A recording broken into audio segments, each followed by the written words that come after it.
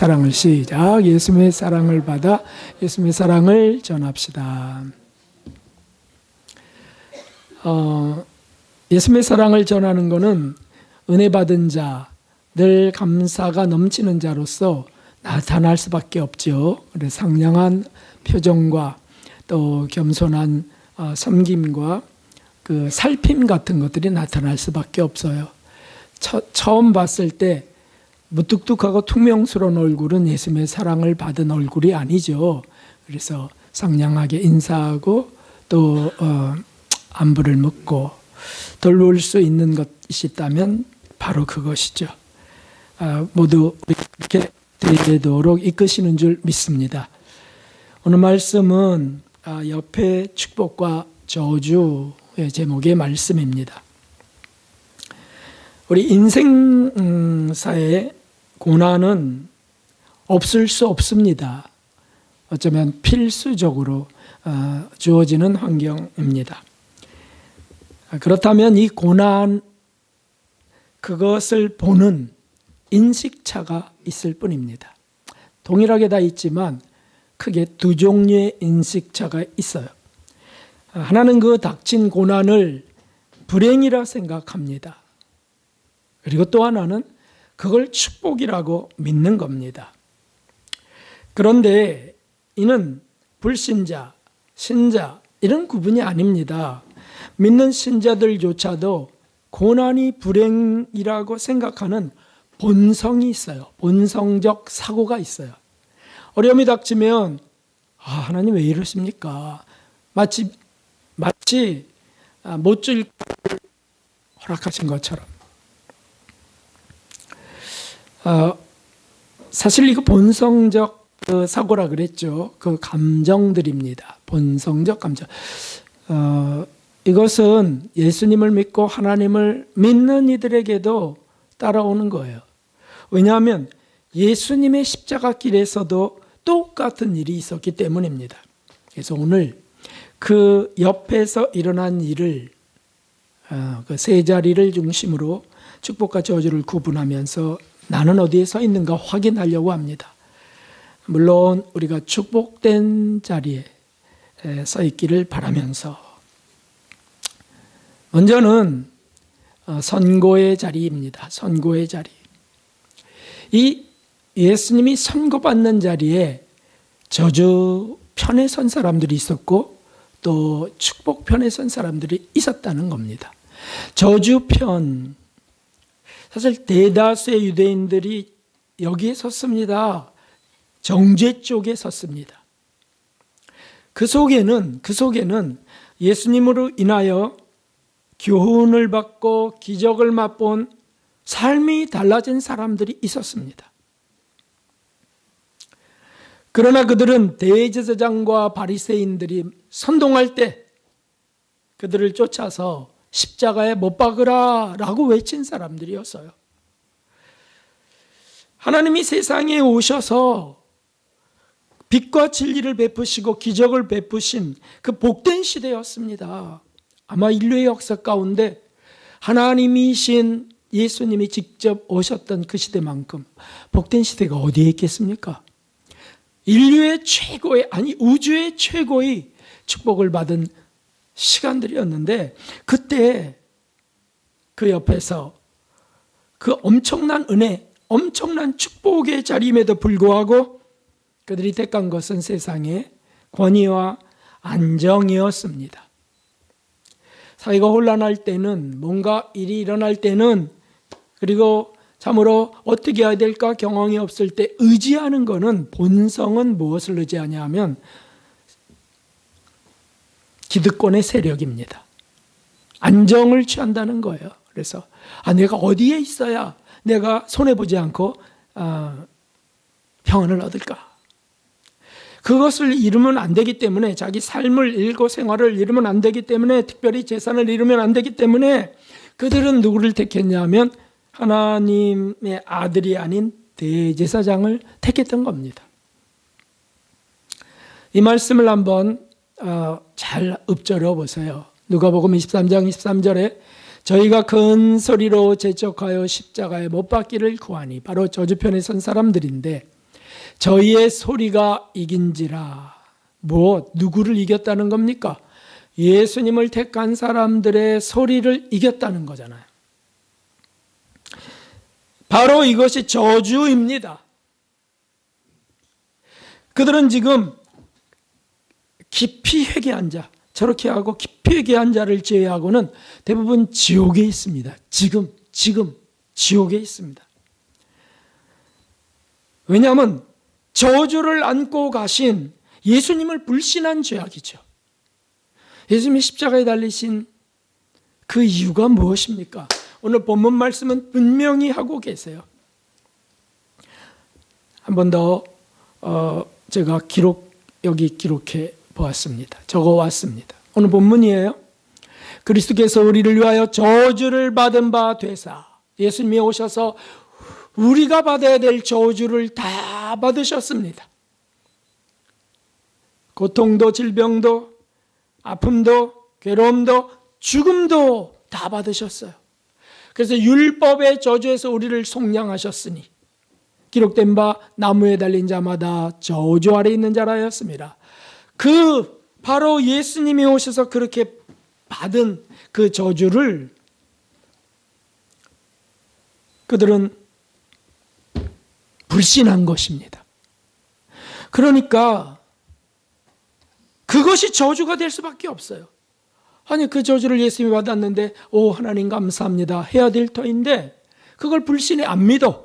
그러니까 주님이 받으신 저주를 그들은 쏟아 받을 수밖에 없어요. 거부했으니까. 참으로 비참한 일이 아닐 수 없습니다. 오늘 말씀은 대단히 중요한 성경 말씀입니다. 그런데 축복편에 선 사람들이 있습니다. 그 선고의 자리에, 빌라도의 선고의 자리에 예수님 편에 서서 애끓는 마음으로 호소한 이들이 있었습니다. 빌라도는 묘수를 짜내서 당시의 전통대로 죄인 하나를 이제 놓아줄 수 있는 그런 권한을 가져요. 그래서 바라바라고 하는 강도 하나를 세우고 예수님 바라바 중에 하나를 택하라. 자기가 볼 때 예수님은 죄가 없는데, 없으면 놓아줘야 될 텐데 소란하게 그 밀란이 일어나는 것 같은 것에 자기 자리를 참으로 지키기 위하여 둘 중에 하나를 택하라. 그래서 책임을 자기 책임이 아닌 택한 자들의 책임으로 돌리려고 합니다. 그럴 때 못 박으라고 하는 그 소리에 대항해서 크게 외치는 사람들이 있었어요. 예수님이라고 외친 것이었습니다. 우리는 예수님을 택합니다. 예수님을 놓아주세요. 예수라고 크게 외치는 겁니다. 결과는 비극적이 되었지만 그들이 바로 축복된 사람이 된 것입니다. 왜 그렇습니까? 예수님 옆에 선 사람들이었기 때문입니다. 이것이 중요합니다. 사람들이 어떻든 상황이 어떻게 돌아가든 상관없어요. 예수님을 외치고 그 옆에 서 있는 사람들이 축복된 사람들이에요. 결과가 비극적이었다? 그래, 그렇다고 고통이 끝났는가? 예수님이 정말 구출되었는가? 아니에요. 결과가 비극적으로 끝난다 할지라도 이들은 축복된 사람이 될 수밖에 없습니다. 왜 그렇다고요? 예수님이 옆에 섰기 때문입니다. 이것이 중요합니다. 이거보다 중요한 것이 없어요. 오늘날 경제가 어렵고 정치가 어렵고 나라의 여러 가지 복잡하고 미묘한 일들이 궁급한 일들이 일어납니다. 누가 복된 사람일까요? 어느 편에 선 사람일까요? 이 편 저 편도 아닙니다. 예수님 편에 선 사람들입니다. 예수님 편에 섰다 하고 그런데 뛰어들어서 이것저것을 택하려 하는 사람들은 죄송하지만 저주의 편에 설 수 있습니다. 주님이 채찍에 맞으실 때 마음이 같이 찢어집니다. 주님이 욕을 받을 때, 침뱉음을 당할 때 마음이 애가 탑니다. 그리고 최후의 선고 뒤에 울면서 탄식하며 정말 깜깜한 절망이, 정말 칠흑 같은 절망이 몰려오지만 그래도 그것은 축복이었습니다. 왜요? 예수님 옆에 서 있기 때문입니다. 잠시 뒤에 예수님이 십자가로 올라가고 그리고 천국에 부활 승천하여 올라가셨을 때 이들이 어디에 쓰는 겁니까? 그렇습니다. 예수님 옆에 쓸 수 있는 거죠. 그래서 지금 어디에 계시다고요? 천국의 영생의 복락을 누리며 사는 겁니다. 이것은 얼마나 큰 축복입니까? 우리가 매 순간 내가 예수님 옆에 서 있는가, 내가 그것을 택했는가, 이보다 더 중요한 것은 없습니다. 사람의 영광을 얻으려 하는가, 하나님의 영광을 위하는 것인가, 이것 중요한 것인 것처럼 내가 어디에 서 있는가가 제일 중요해요. 어디에 서 있는가. 내가 지금 어떤 이익을 얻을 건가, 어떤 손해를 보지 않을 건가가 중요한 게 아니고 예수님 옆에 서 있는 것이 중요합니다. 보다 더 구체화하겠습니다. 이렇게만 끝나면 다 추상적이, 피상적이 됩니다. 모호합니다. 그리고는 마음속으로는 난 예수님 옆에 서 있어 이러면서 거짓말도 하고 그런 사람들이 있지 않습니까? 좀 더 구체화하면 그것은 여전히 그 길 위에 있습니다. 두 번째 자리는 골고다 길에서입니다. 이 골고다 길에서 저주편에 선 사람들이 있습니다. 그들은 비난하고 욕하고 침뱉고 손으로 때리고 희롱하고 조롱하고 저주하는 사람들이 있었습니다. 사실 주님은 그 죄악과 사단의 저주에서 우리를 구하러 오셨는데 많은 이들은 여전히 그 악한 짓을 하고 있는 겁니다. 충동되었습니다. 당시에 그들은 승리하는 것 같아요. 많은 이들이 택한 정의였으니까요. 그 행한 대로 그들은 저주의 길로 갔어요. 자기가 택한 대로 행한 대로 저주의 길로 가버리고 맙니다. 그러므로 저주의 나라 지옥의 영원한 저주 속에서 지금 고통하고 있습니다. 참으로 가엾기 짝이 없습니다. 그런데 축복편에 선 무리들이 있습니다. 이들은 그냥 안타까움으로, 아픔으로, 고통을 그냥 함께 겪는 이들이었습니다. 예수님이 간 그 길에 고통을 함께 겪으며 따라간 무리들이죠.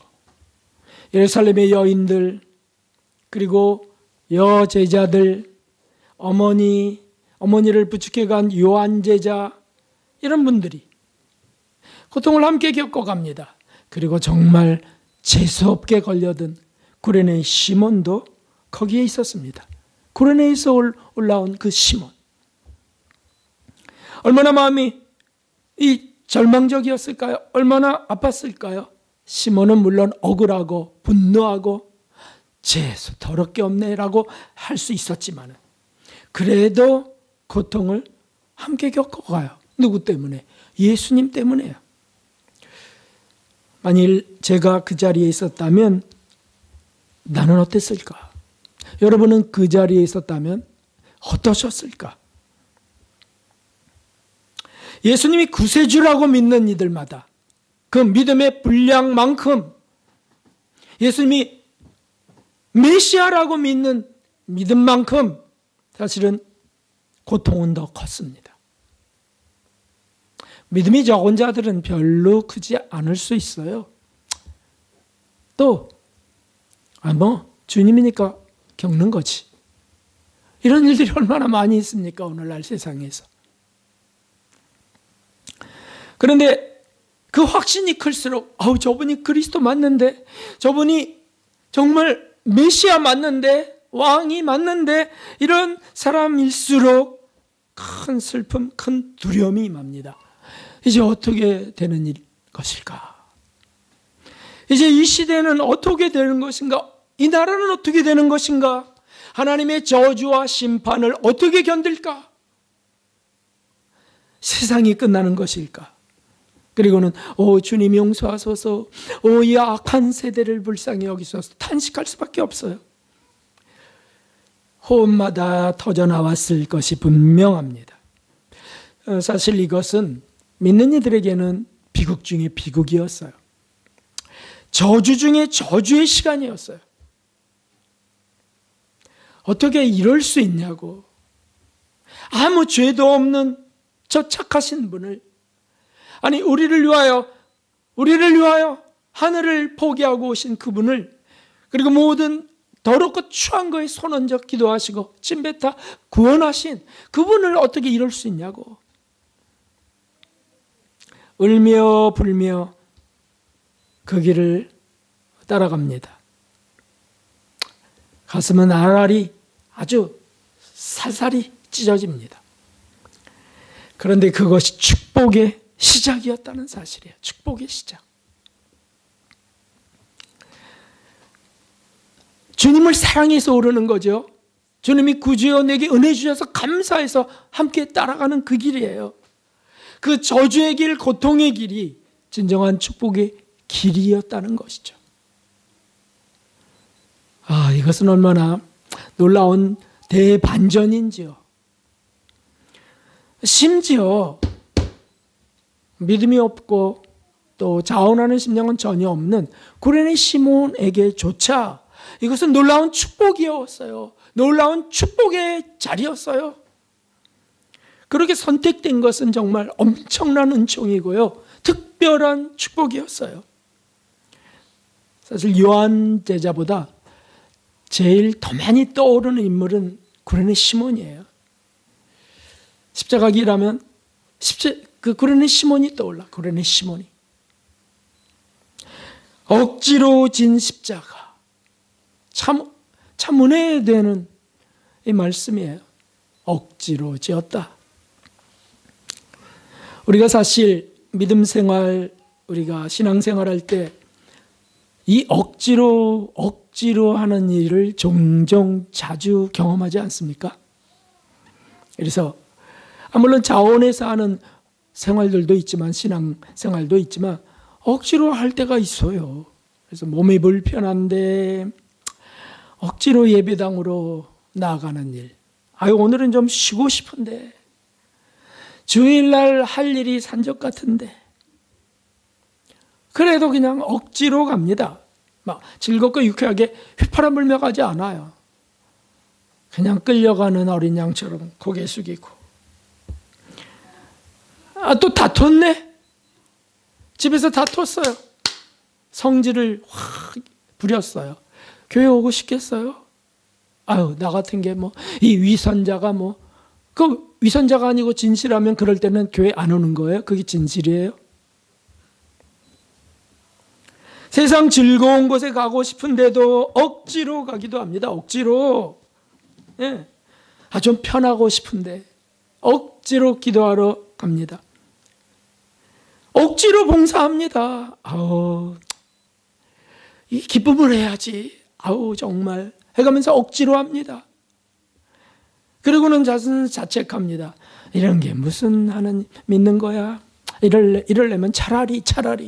그래서 억지로와 따라붙는 단어가 차라리예요.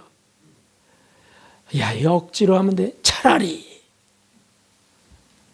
헌신도 억지로, 헌금도 억지로, 특별 어떤 제목의 헌금도 억지로, 자원해서 정말 힘에 지나도록 하는 거 정말 감사한데 억지로, 선교도 억지로 갈 때가 있습니다.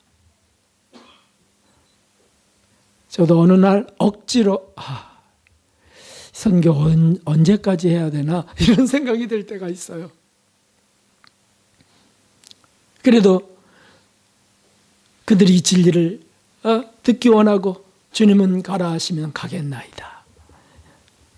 우리가 상황이 안 좋을 때 마음속으로 자꾸 억지로 하는 게 무슨 의미가 있는가? 그럼 뭐가 또 따라 붙는다고요? 차라리 그런 거라면 안 하는 게 낫지.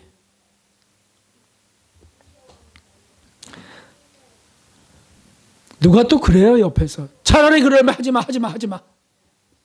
그럼 그게 정의인가요? 그게 성경인가요? 아니죠. 그냥 자기 생각이죠. 그런다 할지라도 그럼에도 불구하고 하는 것이 주님의 기쁨이라면 해야지요 라고 하는 게 정말 중요하죠. 자기 마음입니다. 감정입니다. 주님은 그렇게 말씀하지 않으셨어요. 주님은 이렇게 말씀하셨습니다. 아무든지 나를 따라오려거든 자기를 부인하고 자기 십자가를 지고 나를 쫓을 것이니라. 아멘. 이 말씀은 이미 주님을 믿고 따르는 제자들에게 하신 말씀이에요. 무슨 의미입니까? 자기를 부인할 것이 많을 것이다라고 하는 예고이기도 합니다.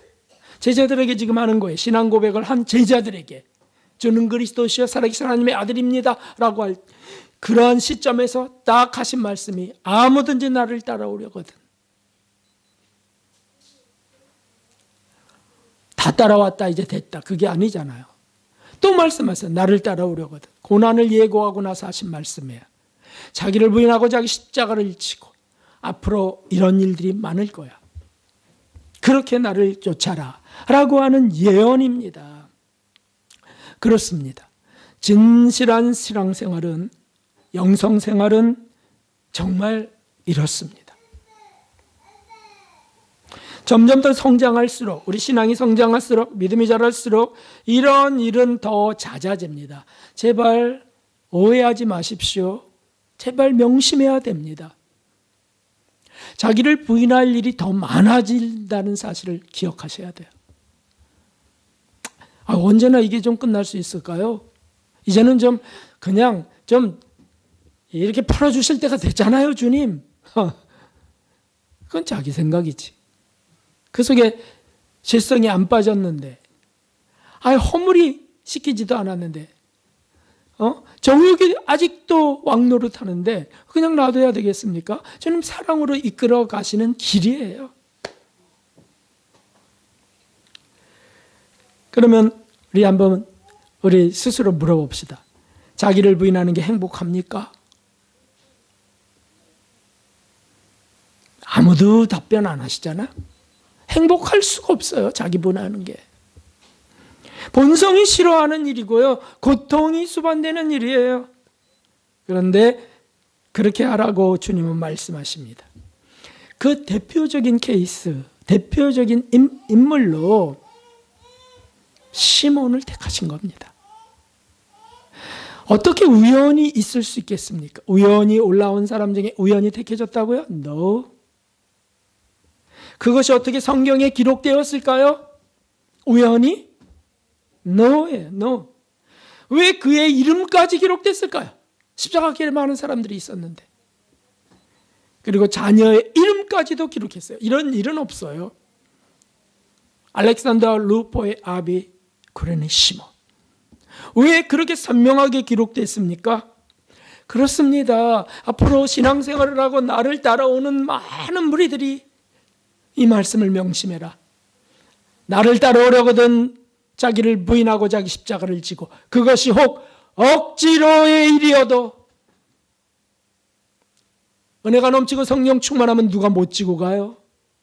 누가 못할 사람이 있어요? 아무런 은혜도 느껴지지 아니하고 힘도 느껴지지 아니하고 하나님이 살아계신 것도 확신할 수 없는 그 깜깜한 어둠 속에 있을 때조차 말씀이 있으니까 말씀으로 주고 가신 예수님이 있으시니까 그리고 그분이 부활하셔서 승천하시고 우리 속에 감동을 주러 보내신 성령님이 계시니까 그래서 가는 겁니다. 우리 감정, 우리 마음, 우리 본성은 싫어한다고요. 뭐가 더 좋을까요? 죄가 더 좋지 뭐가 더 좋아요? 정욕대로 사는 게 더 좋지 뭐가 더 좋아요? 그게 더 즐겁지. 그런데 그럴 때가 될 때 억지로라도 억지로라고 하는 것 속에서는 고통이 사라진다는 뜻이 아닙니다. 신비주의자들이 있어요. 믿는 이들 속에. 신비주의자들이 뭐냐면 기도하면 주님이 고통 다 없애게 하실 거야. 그건 아직 경험하지 못한 애들의 그냥 확신이에요. 신앙생활 깊이 할수록요, 더 마음이 더 힘든 때가 더 많아져요. 환경도 그렇거늘 욥을 보십시오. 그 신앙의 마지막 최종의 그 연단의 코스에서 얼마나 고통했는지요. 그래서 주님은 구레네 시몬을 사실은 택하신 겁니다. 로마 병정이 택했지만 택하신 거예요. 우리에게 억지로 가는 신앙생활을 하는 모든 사람들에게 진리가 되도록 하신 겁니다. 억지로라도. 이 싫은 것, 저주의 십자가를 지는 것, 원치 않게 또는 원하여서, 그것은 더 복되지만 어찌됐든 다 축복의 선물입니다. 하나님의 특별한 선택이시고 특별하게 부으시는 은총이 분명합니다. 하여튼 그 옆에 서 있는 사람들은 축복된 사람들입니다. 저와 여러분이 그렇게 축복된 사람일 줄 믿으며 또 그렇게 끝까지 가기를 예수 그리스도의 이름으로 축원합니다. 세 번째 자리는 마지막 시간 속에서였습니다. 예수님께서 골고다 길을 다 오르시고 십자가에 달리셨을 때 그 마지막 6시간, 그 시간 속에서 극명하게 둘로 나뉘게 됩니다. 저주편은 그 최후의 기회, 마지막 기회, 그때 저주편에 확실히 선 사람들이 있었습니다. 그걸 놓쳐버린 사람들이죠.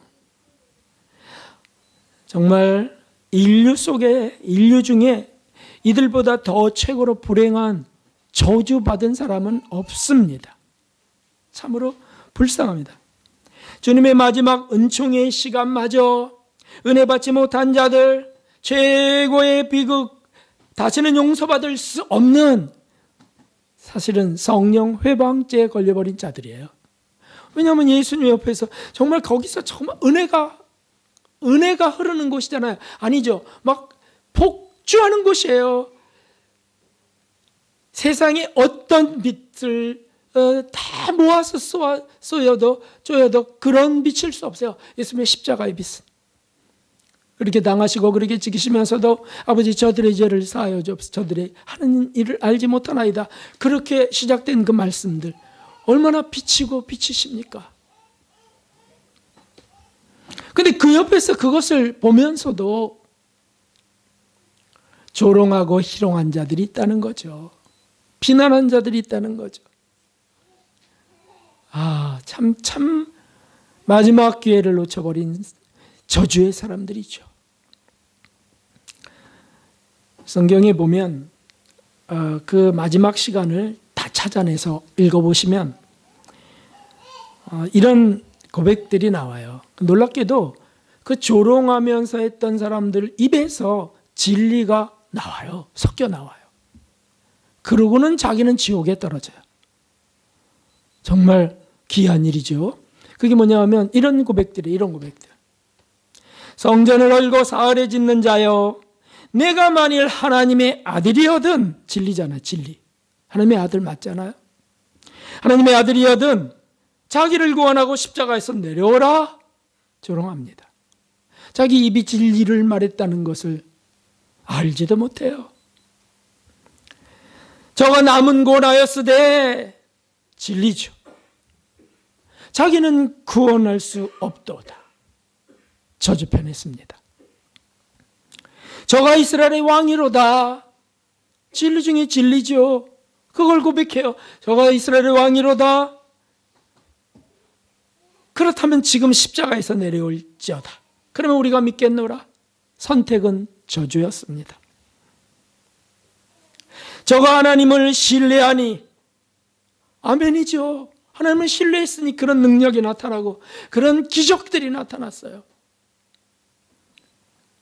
하나님이 저를 기뻐하시면 이제 구원하실지라. 그리고 자기는 그 구원에서부터 비켜갑니다. 저주를 택하는 것입니다. 제 말이 나는 하나님의 아들이라 하였도다. 자기 말이 나는 하나님의 아들이라 하였도다. 아멘이죠.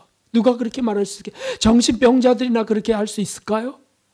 제정신인 자가 어떻게 그렇게 말합니까? 오직 예수님만이 그렇게 하실 수 있는 진리의 말씀을 했는데 그 진리를 말하면서도 아하, 성전을 얼고 사흘에 짓는 자여, 내가 너를 구원하여 십자가에서 내려오라 라고 하면서 저주를 택한 자들이었습니다.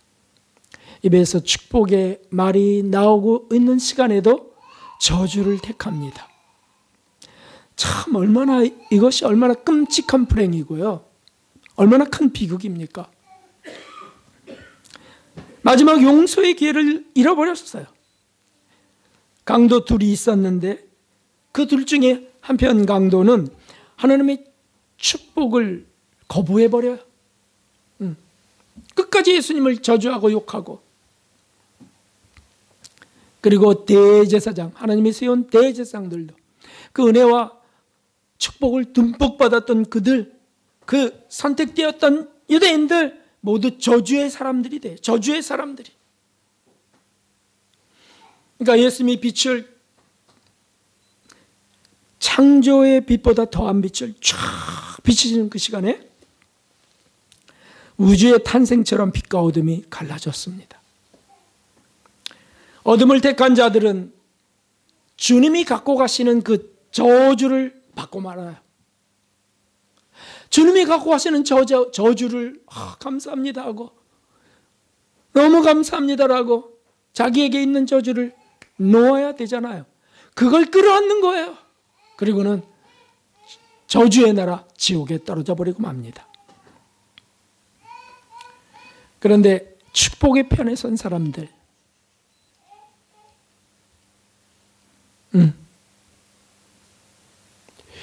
이들은 고통을 견딘 이들이었습니다. 고통을 견딘 이들. 이 지상에서의 마지막 처절한 시간에 놀랍게도 축복의 편에 선 사람들이 있었는데 주님 옆에서 고통을 견디는 겁니다. 할 수 있는 게 아무것도 없어요. 도울 수 있는 것도 아무것도 없고요. 거기서 도망갈 수도 없는 사람들이에요. 도망가 버린 사람들도 있을 것 같아요. 너무 끔찍해서. 그런데 끝까지 그냥 있는 거예요. 저는 이것을 정말 마지막으로 아멘으로 받고 싶고 전하고 싶어요. 그 죽어가며 주님 십자가 옆에 달렸던 그 한편 강도, 그에게 참 후회스러운, 참 치욕스러운 인생을 살았을 것 같은데 그 강도의 그 순간 인생이 확 바뀌어버려요. 그거 아시죠? 당신의 나라에 임하실 때 나를 생각하소서, 이렇게 고백하자 예수님께서 내가 진실로 내게 이르노니 오늘 내가 나와 함께 낙원에 있으리라. 그냥 그 몇 초 사이에 싹 바뀌어버리는 거예요. 실패한 인생이 성공적 인생으로, 지옥을 택해갔던 인생이 천국으로 바뀌는 거예요. 왜요? 끝까지 십자가를 견딘 이유 때문이에요. 예수님 옆에서 끝까지 포기하지 않고 나갔던 여인들, 십자가 밑에 있었던 막달라 마리아, 창녀였던 막달라 마리아, 그리고 어머니로서 견딜 수 없어요. 그 아들의 찢어지고 처절하게 죽어가는 어떻게 볼 수 있습니까? 어떻게 그 자리에 있을 수 있습니까? 그래서 장례식에도 안 가는 분들 계시잖아요. 나 저 그런 거 못 본다. 중환자실 나 못 본다. 사고 현장 못 본다. 근데 끝까지 나가서 그 밑에, 그 옆에서 그것을 견뎌갑니다. 요한 제자, 정말 가슴을 치며 베드로처럼 어딜로 그냥 가서 벽에다가 머리를 cepጭ 먹으면서 말이지, 아니면 가룟 유다처럼 목매달아 죽던지 막 이런 정말 그 정신분열이 일어날 만한 혼란일 거예요. 그런데 요한 제자는 그 밑에 어머니 때문이라도 있는 겁니다. 이것이 은총이었습니다. 최악의 저주의 자리가 최선의 축복의 자리로 뒤바뀌는 현장이었어요. 특별한 은혜죠. 특별한 은혜.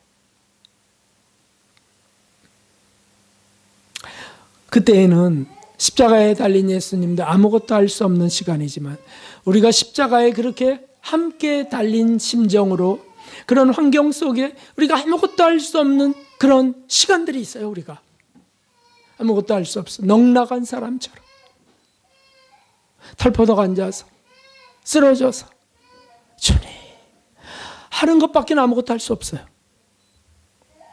그런데 그 자리가 축복의 자리라는 말씀입니다. 사도 바울을 보십시오.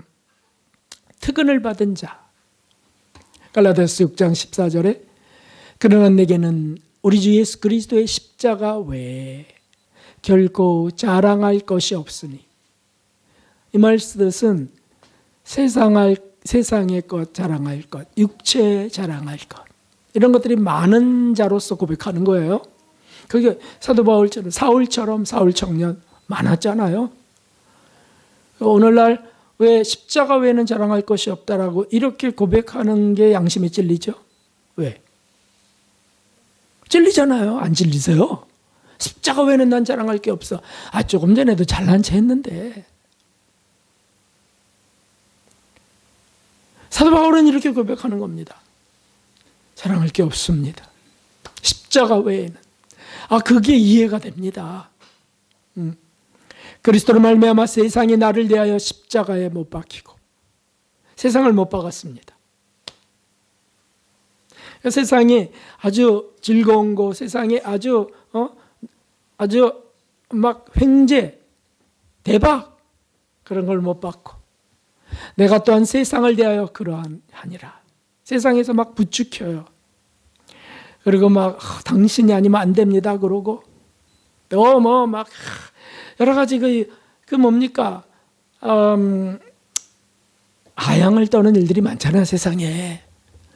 그러면서 뭐라도 좀 얻어먹으려고 하는 이런 일들이 많아요. 그 하이에나 같은 그런 속에서도 못 박는 사람들, 그런 소리 하지 마세요.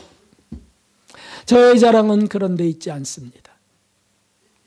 십자가 외에는 제가 자랑할 것이 없나이다.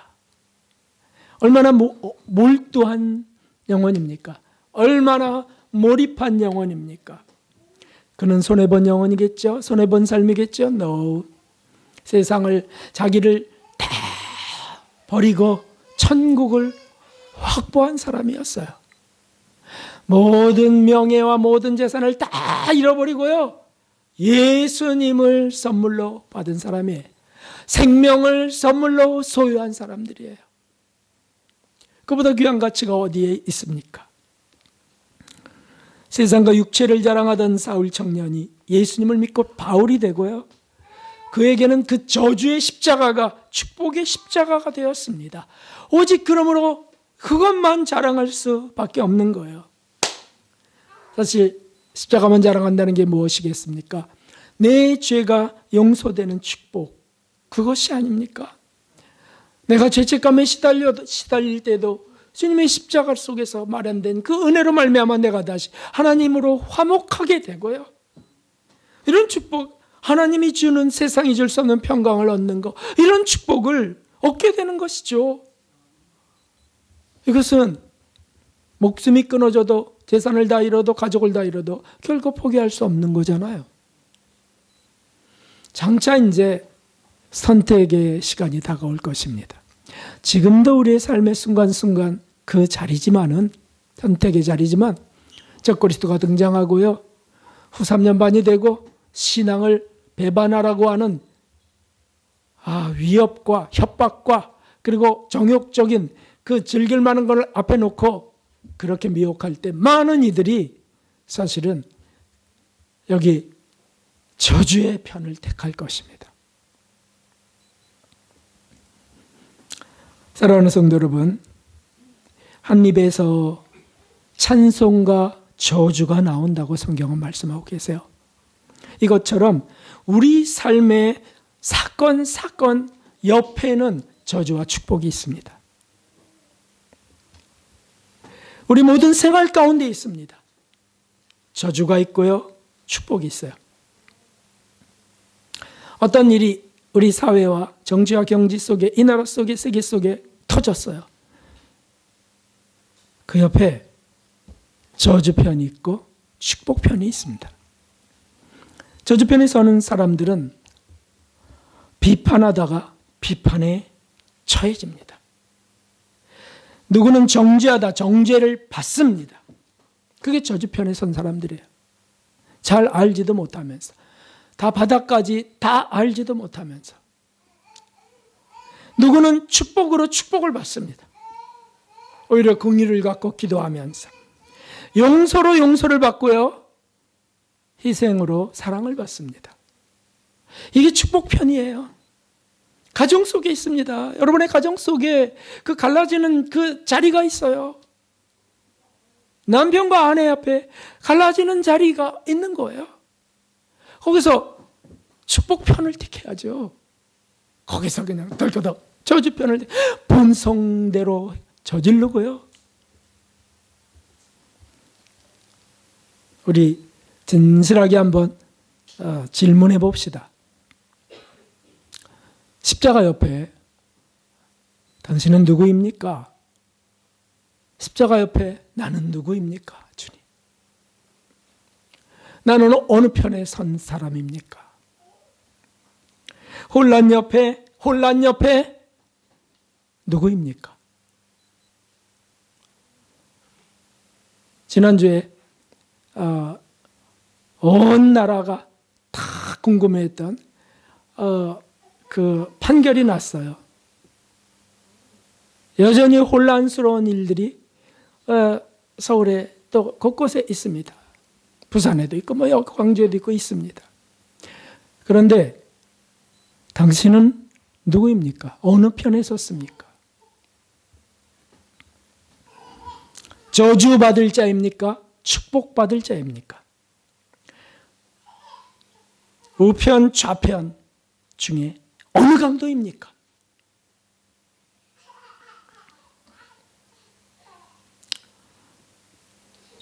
마지막으로 이 고린도전서의 말씀을 함께 읽읍시다. 1장 18절. 십자가의 도가 멸망하는 자들에게는 미련한 것이요 구원을 얻는 우리에게는 하나님의 능력이라. 아멘. 다시 한번. 십자가의 도가 멸망하는 자들에게는 미련한 것이요 구원을 얻는 우리에게는 하나님의 능력이라. 아멘.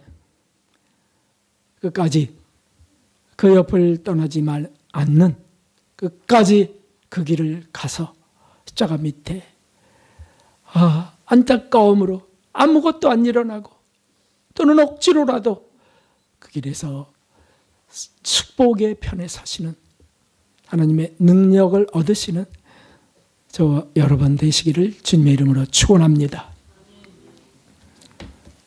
우리 211장 찬송 드리신 뒤에 함께 기도하겠습니다.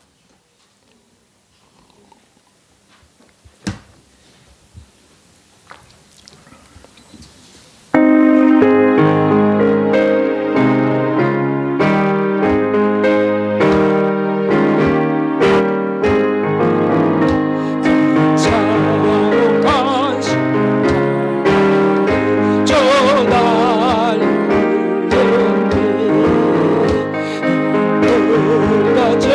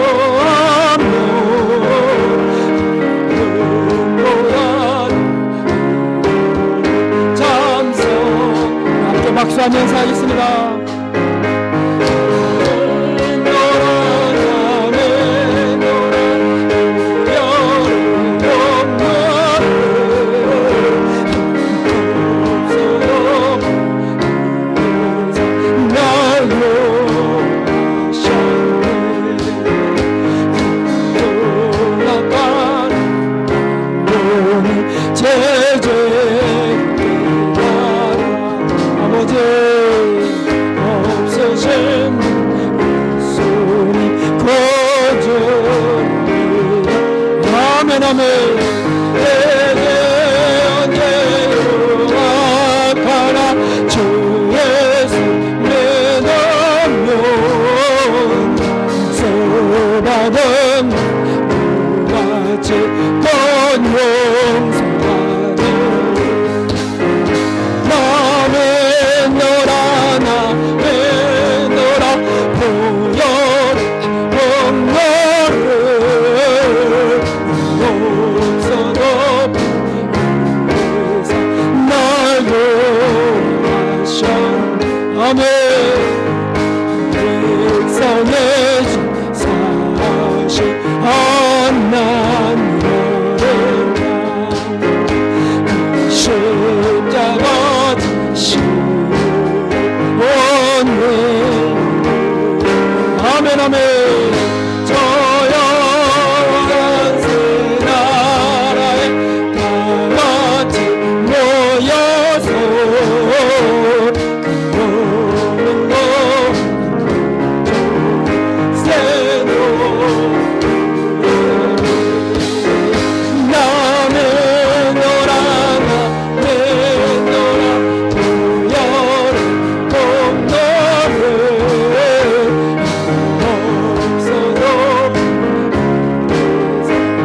신나면 부르고 받은 말씀 생각하며 회개할 걸 회개하고 이 나라를 위해서도 함께 기도하겠습니다.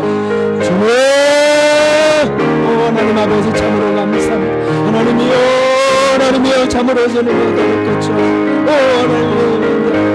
하나님이여 죄인들을 주님이여 구원하시려고 땅에 우리의 왕으로 오시고 하나님의 아들로 오신 예수님 끝까지 믿나이다.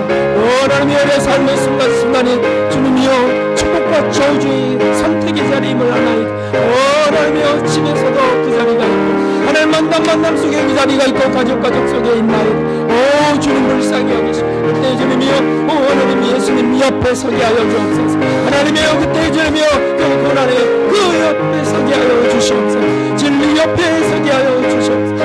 하나님 그래 주님 앞에 주님이여 나 어디러진 삶이 되게 하여 세상이 줄 수 없는 것을 얻게 하여 주옵소서. 하나님 혹이나 잘못하여 비난하고 정죄하고 주님이여 비판하다가 저주의 자리에 들어가지 않도록 하나님이여 불쌍히 여겨주시옵소서. 하나님이여 은혜를 베풀어 주시고 하나님이여 주께서 내며 새롭게 하여 주시는 눈을 열어주시옵소서. 눈을 열어보게 하여 주시옵소서. 귀를 열어 듣게 하여 주시옵소서. 하나님 한 입에서 찬송과 저주가 난다 하였사오니 하나님이여 하나님이여 하나님이여 우리의 삶의 순간순간 일초일초의 시간 속 하나님이여 둘 중에 하나가 주님이여 택하여지는 시간에 하나님 우리가 주님의 편에 서게 하여 주시옵소서. 예수님 편에 서게 하여 주시옵소서. 하나님 하나님 참의 나라를 긍휼히 여기시고 혼란 속에 있사오니 주여 이제 주님이여 어서 정돈되게 하시고 어서 주님이여 하나님이여 오늘 다시 주님이여 함께 매진하게 하여 주시옵소서. 선교국이 되게 하여 주시옵소서. 존귀하신 하나님 아버지, 우리에게 오늘도 진리의 말씀을 부으시니 감사합니다. 예수님을 조명케 하셔서 또 보게 하심을 감사합니다. 나는 그 어디선 예수님이 계신 곳, 그것이 하나님 심판의 자리든 골고다의 그 자리든 하나님 십자가의 그 자리든 축복편을 선택해 하여 주옵소서.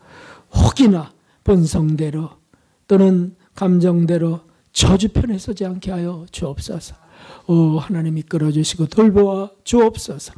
이 나라를 속히 이끌어 주셔서 선교 강국으로 택하셨사오니 또 다시 선교의 대국이 될 수 있도록 인도해 주시고 하나님이여 곳곳에 나가 있는 선교사님들 가운데도 그 놀라운 은혜로 함께하여 주시옵소서.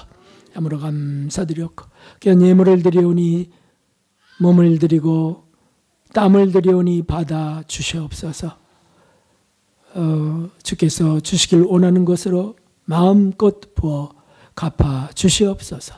예수 그리스도의 이름으로 감사하며 기도드리옵나이다. 아멘. 네, 할렐루야. 여호와 샬롬. 우리 옆분들과 인사하겠습니다. 여호와 샬롬. 네, 감사합니다. 네, 주보가 새로워졌습니다. 네, 그림도 들어가고 그렇게 되었습니다. 기회 소식 한번 보시겠어요. 사순절 다섯째 주가 되고 있습니다. 참회와 절제의 삶으로 하나라도 가다가 멈춰서 주님을 사랑해서 드려요 라고 할 수 있다면 얼마나 좋을까요? 복된 분들로 성숙되기를 기원합니다. 베트남 사역이 이제 코앞으로 다가왔습니다. 그래서 위하여 기도를 부탁드립니다. 저 혼자 할 수 있는 일이 아니죠. 교회가 함께하고 또 진리가 전파되는 걸 사모하는 다른 외부인들이라도 함께합니다. 기도 부탁드리고요. 주일학교 전도와 헌신 예배를 위해서 기도합니다.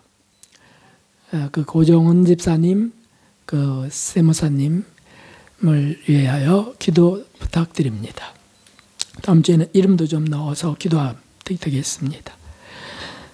네, 그리고 주보 참고하시고 거기 그리스도 본받아도 한번 읽어보시면 좋습니다. 줄이 쳐진 부분이 있네요. 매년 악습을 하나씩만 뽑는데도 오래지 않아서 완전한 자가 되리라. 제게 주시는 말씀 같습니다.